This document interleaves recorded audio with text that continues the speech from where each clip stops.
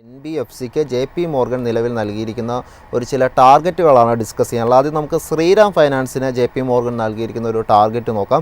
നിലവിൽ ഈ ഒരു സ്റ്റോക്കിന് നൽകിയിരിക്കുന്ന ഒരു ഓവർ വെയ്റ്റ് എന്ന രീതിയിലുള്ള ഒരു പൊസിഷനാണ് നൽകിയിരിക്കുന്നത്. നേരത്തെ ഉണ്ടായിരുന്ന ടാർഗറ്റ് പ്രൈസ് 730 എന്നുള്ളൊരു പ്രൈസായിരുന്നു. ആ ഒരു പ്രൈസിൽ നിന്ന് ഇപ്പോൾ 10 രൂപ കൂടി ഉയർത്തി 740 എന്നുള്ളൊരു പ്രൈസാണ് നിലവിൽ ശ്രീറാം ഫൈനാൻസിന് നൽകിയിരിക്കുന്നത്. അടുത്തത് M&M ഫൈനാൻസിന് നൽകിയിരിക്കുന്ന ടാർഗറ്റ് വില നോക്കാം. ടാർഗറ്റ് നോക്കുമ്പോൾ നമുക്ക് കാണുന്ന ഒരു ഓവർ വെയ്റ്റ് പൊസിഷനാണ് നൽകിയിരിക്കുന്നത്. നിലവിൽ നോക്കുമ്പോൾ 335 എന്നുള്ളൊരു പ്രൈസാണ് ഇപ്പോൾ ടാർഗറ്റ് വിലയായിട്ട് നൽകിയിരിക്കുന്നത്. നേരത്തെ ഉണ്ടായിരുന്ന 300 എന്നൊരു വില ഉയർത്തിയാണ് ഇപ്പോൾ ഈ ഒരു ടാർഗറ്റ് പ്രൈസ് നൽകിയിരിക്കുന്നത്. ഇനി ബജാജ് ഫിനാൻസിന് നൽകിയിരിക്കുന്ന ഒരു ടാർഗറ്റ് എന്ന് പറയുന്നത് 1070 എന്നുള്ളൊരു പ്രൈസാണ് നൽകിയിരിക്കുന്നത്. 970 നിന്നാണ് ഈ ഒരു വിലയായിട്ട് ഉയർത്തിയിരിക്കുന്നത്. നിലവിലൊരു ന്യൂട്രൽ പൊസിഷനാണ് നിലവിൽ ബജാജ് ഫൈനാൻസിന് JP മോർഗൻ നൽകിയിരിക്കുന്നത്. ഇനി ചോളമണ്ഡലം ഫൈനാൻസിന് നൽകിയിരിക്കുന്നത് നോക്കാം.